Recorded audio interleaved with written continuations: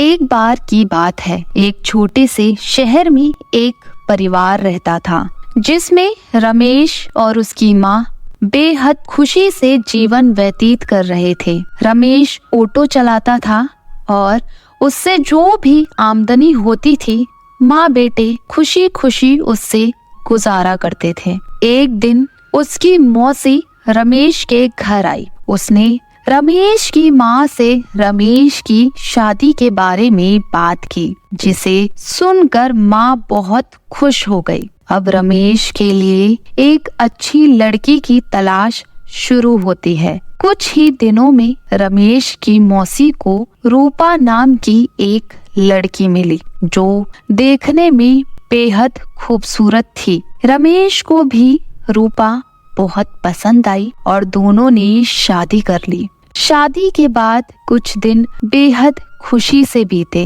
लेकिन रमेश और उसकी माँ को रूपा के बारे में यह नहीं पता था कि रूपा कितनी लालची लड़की है। रूपा ने शादी के कुछ दिनों बाद ही अपने रंग दिखाना शुरू कर दिया था। वह महीने में कई बार किटी पार्टी जैसे समारोह में जाने लगी, जिसके लिए रूपा हर पार्टी में नए कपड़े और कीमती जेवर पहनती थी। जब रूपा के नए गहने और कपड़े खत्म हो जाते थे, तब रूपा अपने पति की कमाई से नए कपड़े और गहने खरीद लेती थी, जिससे रमेश के घर में झगड़ा शुरू हो गया था। कई बार ऐसा होता कि महीने का राशन लाने के लिए जो भी पैसे होते थे, उन पैसों से रूपा अपने लिए कपड़े और गहने खरीद लेती थी। एक दिन रमेश ने कहा, रूपा, अपने नए कपड़े और गहने खरीदने में इतना पैसा बर्बाद करने की क्या जरूरत है? आपको सोचना चाहिए कि आपके पति की इतनी कमाई नहीं है कि आप एक महीने में 10 बार किटी पार्टी में जाने के लिए नए नए आभूषण खरीदकर खर्च कर सके।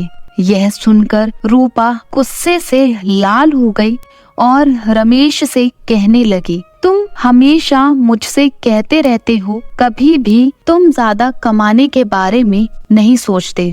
यदि तुम ज्यादा ऑटो रिक्शा चलाते तो ज्यादा कमाई होती और आज हम आराम से नए नए कपड़े पहन सकते। यह कहकर रूपा अपनी सास के पास जाती है और कहती है, माँ जी, जो गहने आपके पास हैं मुझे दे दो, मैं इन्हें पहनकर पार्टी में जाऊंगी।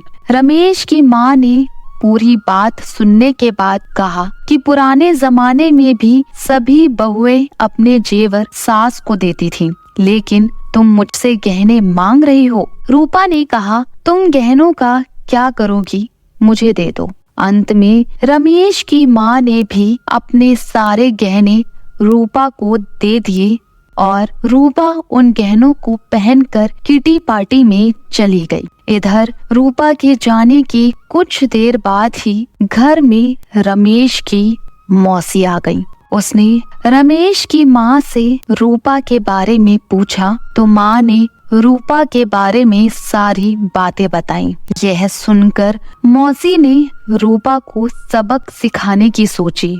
रूपा की सास भी इस खेल में शामिल हो गई। रमेश की चाची घर का सारा राशन और सामान अपने घर ले गई और थोड़ी देर में अपने सारे गहने और नए कपड़े ले आई। गहने और कपड़े लाकर उन चीजों को घर की अलमारी में और कुछ को रसोई में रख दिया और अपने घर जाने लगी। जाते समय रूपा की सास से कहा कि जब रूपा घर आएगी तो यह जेवर देखकर वह तुमसे कुछ पूछेगी, तुम उसका अच्छे से उत्तर देना। उसके कुछ ही समय बाद रूपा किटी पार्टी से घर आई और अपनी अलमारी में सभी नए गहने देखकर बहुत खुश हुई।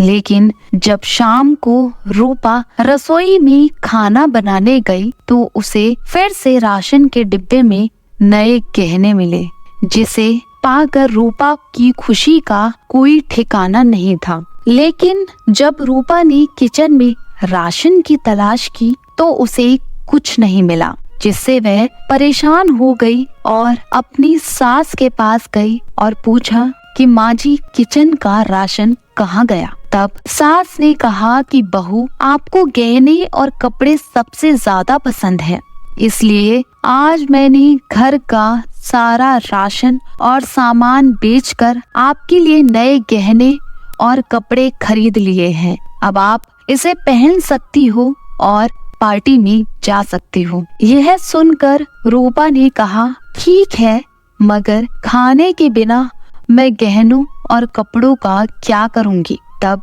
सास ने फिर से जवाब दिया, अब खाना खाने की क्या जरूरत, तुम्हें अपनी सबसे प्यारी चीज मिल गई है, तुम्हें इसमें खुशी होनी चाहिए। यह सुनकर रूपा को अपनी हरकत पर पछतावा होने लगा। तभी रमेश की मौसी भी आ गई। उन्होंने यह भी कहा कि सब मैंने आपको समझाने के लिए किया है कि केवल नए कपड़े और आभूषण जरूरी नहीं है, इसके अलावा दुनिया में भी बहुत कुछ होता है, और अगर आपको नए गहने और कपड़े पहनने का इतना शौक है तो आप खुद क्यों नहीं कमाते और उन पैसों से ये सारी चीजें खरीद लेते।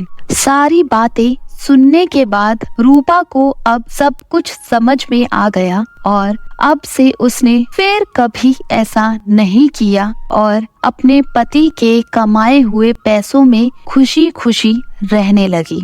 अगर आपको हमारी कहानी अच्छी लगी तो इसे लाइक और शेयर जरूर करें, साथ ही चैनल को सब्सक्राइब करना ना भूलें।